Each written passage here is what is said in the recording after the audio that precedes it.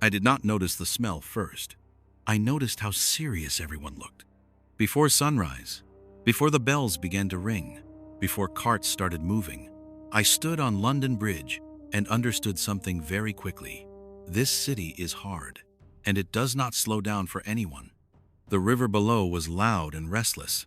London Bridge was not just a way to cross the water, it was a narrow street, crowded with people, shops, and houses.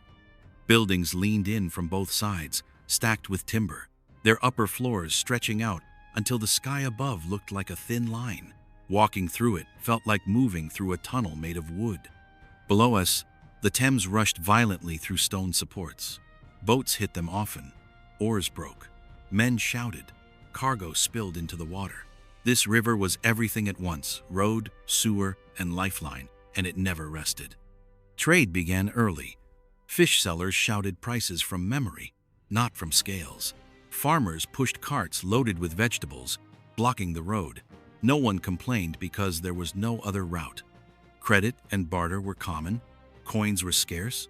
Paper money did not exist. Children moved through the crowd with ease. This was normal life to them. London held about 50,000 people, all squeezed inside stone walls. Most would never travel far from where they were born. Most could not read. Many would die young. People called this period stable because the king had ruled for years without civil war. But stability here meant knowing your place, obeying strict rules, and being indoors before nightfall. Books were rare. The printing press had arrived, but only recently. Information moved slowly. Bells told the time. Memory replaced written records. Every moment of life in the city was shaped by three things.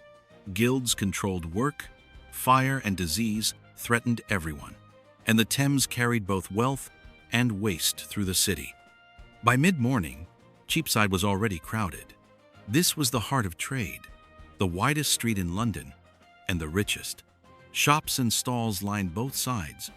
Signs hung overhead, but not words, symbols. A key, a boot, a loaf of bread. Most people could not read, but they knew what these signs meant. A laborer earned 4 pence a day. A chicken cost 3. Even small purchases required careful thought. Rules here were strict. Buying goods early just to resell them later at a higher price was illegal. Anyone caught breaking that rule was punished publicly. Discipline mattered more than sympathy. I saw a young boy carrying a tray of bread. He slipped. The loaves fell into the mud. His master struck him immediately. No one stepped in. This was how order was maintained. As the bells rang again, St. Paul's Cathedral came into view. Its tall spire dominated the skyline. You could hear it before you saw it. The churchyard was full of activity. Lawyers called for clients. Scribes wrote letters for people who could not write. Servants stood waiting to be hired. Inside the cathedral itself, people walked through as if it were a street. Deals were made. Arguments started. Children played games on the steps until chased away. When the bells rang across the city, not together but one after another, everyone understood the time. There were no public clocks. The bells were enough. In the afternoon, work continued in the narrow streets. The guild system ruled everything. You could not work without being a member. You could not become a member without years of apprenticeship. Apprentices lived in workshops, slept in attics, breathed smoke, and learned obedience before skill. Forges glowed hot. Hammers struck metal in steady rhythm. Sparks flew into straw-covered floors and were stamped out quickly. Fire was not a rare disaster. It was a constant threat. Every trade had fixed prices and inspected goods. Outsiders were pushed out. The rules were strict because one mistake could destroy the entire city. As workers paused to eat, the smell of cooked meat drifted from the river. By late afternoon, taverns along the river filled up. At low tide, the Thames revealed what the city discarded: waste, broken pottery, rotting food. The smell was strong. People drank ale because water was unsafe. Much of that ale was brewed by women.